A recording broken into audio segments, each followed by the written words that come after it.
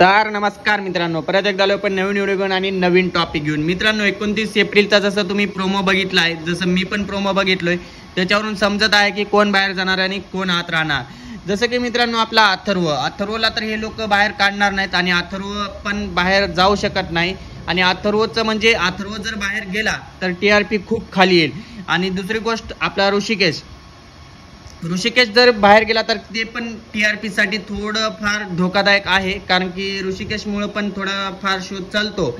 आणि आपला दीपक मध्ये थोडा फार ॲटिट्यूड आलाय. आता पब्लिकच्या मनावर आहे की काय करणार, कारण की पब्लिकनं जर हेट केलं तर दीपकला बाहेर जाऊ शकतो, कारण दीपकचे खूप चान्सेस आहेत बाहेर जाण्याचे. आणि रामा म्हणलं तर रामा थोडा इमोशनल आहे आणि रामाने एंटरटेनमेंट पण खूप केले, त्याच्यामुळे रामा पण बाहेर जाऊ शकणार नाही.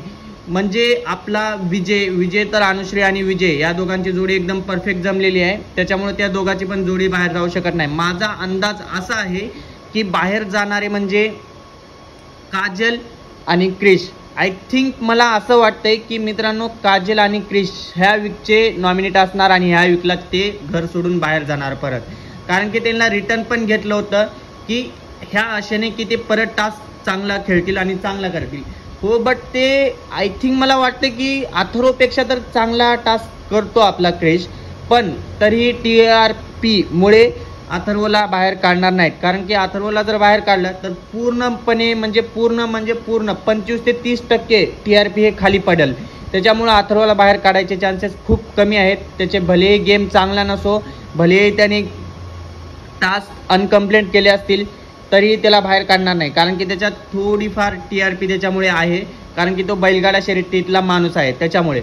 आणि दुसरी गोष्ट आपला पवन आणि गायत्रीमध्ये स्ट्रगल करायची क्षमता खूप आहे आणि गायत्री पवनला 100% देते की स्ट्रगल करून की दाखवते की आपण ही जिंकणार आहे, ही ट्रॉफी आपणच जिंकणार आहे हे असं दाखवते. त्याच्यामुळं त्यांचे चान्सेस पण आहेत, एक 10-20% आहेत त्यांचे पण चान्सेस, पण जास्तीत जास्त चान्सेस आहेत म्हणजे ते एकाच व्यक्तीचे आहेत, क्रिश आणि काजल. हे दोघंच बाहेर जाऊ शकतात, कारण की ह्या दोघांमध्ये थोडंसं कॉन्फिडन्स लेवल कमी आहे आणि त्याच्यामुळं असं वाटते की हे दोघं बाहेर जाऊ शकतात. आणि सुभाष दादा पण थोडासा आहे सुभाषदादामध्ये, पण सुभाषदादाच्याकडे बघून खूप पब्लिक सुभाषदादाकडे बघून शो बघतायत, कारण की सुभाषदादा जे आहे ते आहे रिअल दाखवतो. सुभाषदादाकडे बघून खूप सारी पब्लिक आहे जी आपला चल भाव सिटीत हा शो बघते, त्याच्यामुळे सुभाषदादाचे चान्सेस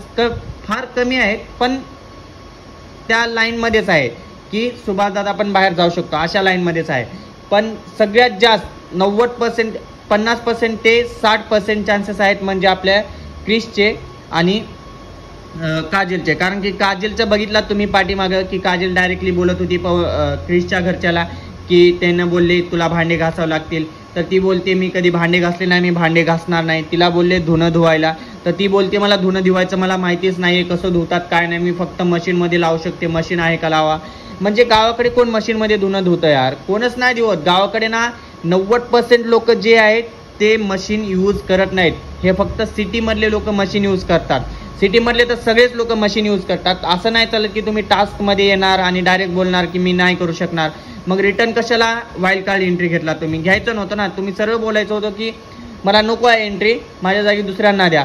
असं पण नाही केला तुम्ही. आला शोमध्ये तर तुम्हाला टास्क कंप्लीट करायच लागतं, जर नाही करायचं तर तुम्ही रिटर्न तिकीट घेऊन बाहेर जाऊ शकता, याचा काही दोषच नाही आहे. त्याच्यामुळे मित्रांनो आपला 100% चान्स मला वाटते की क्रिश परत बाहेर जाऊ शकतो, फक्त आणि फक्त काजलमुळे. आणि जर क्रिश बाहेर गेला तर त्याचं रिझन फक्त एकच राहील, काजल, कारण की काजलमुळेच तो बाहेर जाणार आहे. आणि मित्रांनो सगळ्यात मेन गोष्ट म्हणजे आताच्या टास्कमध्ये जे भांडण सुरू झालेले आहे गायत्री आणि काजलचे, त्याच्यात चुकी मला तर 100% काजलची वाटते, कारण की काजलनं प्रॅक्टिस करायला पाहिजे होती. गायत्री बोलत होती तिला प्रॅक्टिस करूया म्हणून, तर ती बोलत होती की तिची तब्येत खराब आहे त्याच्यामुळे ती प्रॅक्टिस करू नाही शकत आहे. ते असं तसं सगळं यांचा वाद पेटलेला आहे. मित्रांनो परत एकदा यांच्या दोघीचे भांडणं होतील का आणि भांडणाचा परिणाम क्रिश आणि पवनवर होईल का. मला तर वाटतं ह्या सिटी सुंदरीमुळे ना सगळ्यात जास्त प्रॉब्लेम हे गावरान ब्रोजला होत आहे, कारण की गावरान ब्रोज हे एकदम शांत आहेत, एकमेकाला भांडत नाहीत, एकमेकाला काही नाही करत, फक्त त्याने टास्क पुरतं करतात आणि टास्क कंप्लीट झाल्यानंतर ते एकमेकाला बोलत राहतात. बट हे जे सिटी सुंदरी आहेत ते एकमेकाचा राग कधी पण काढतात. आता बघा पहिलं झालेले वाद होते यांचे, जे पहिलं झालेले वाद होतात ते सोडून द्यायचं ना, हे ना परत टास्कच्या मध्ये कशाला घेऊन बसायचं. गायत्री खूप रडत होती यार बिचारी, तिच्या म्हणजे सरळ बोलते काजल की मला तिचं तोंड बघून तिच्यासोबत प्रॅक्टिस करायची इच्छा नाही होत. म्हणजे तुम्ही तोंड बघून एकमेकाचा चेहरा बघून तुम्ही टास्क खेळणार का. मला एकच वाटते मित्रांनो माहिती आहे का, जर एखादा व्यक्ती चेहरा बघून जर पुढच्या माणसाला जज करत असेल ना तर तो त्याच्यापेक्षा घाणेरडा आहे. कारण की जर चेहरा बघून हिनं बोलते ना की मला हिच्यासोबत प्रॅक्टिस करायचं मन नाही करत आहे, हे एकदम गलत आहे काजलचं. तुम्हाला कसं वाटते मित्रांनो ते कमेंट बॉक्समध्ये नक्की सांगा की काजलची चुकी वाटते की गायत्रीची चुकी वाटते. आणि व्हिडिओ कसा वाटला ते पण कमेंटमध्ये नक्की कळवा. आणि व्हिडिओला आपल्या जास्तीत जास्त शेअर करत जावा यार. आणि शेअर झाल्यानंतर आपल्या व्हिडिओला लाईक जर तुम्ही केला नसाल तर तुम्ही पण लाईक करा आणि तुमच्या फ्रेंड्सला पण सांगा की ह्या व्हिडिओला लाईक करायला. आणि जर तुम्ही आपल्या चॅनलवर नवीन असाल तर चॅनलला सबस्क्राईब करायला पण विसरू नका.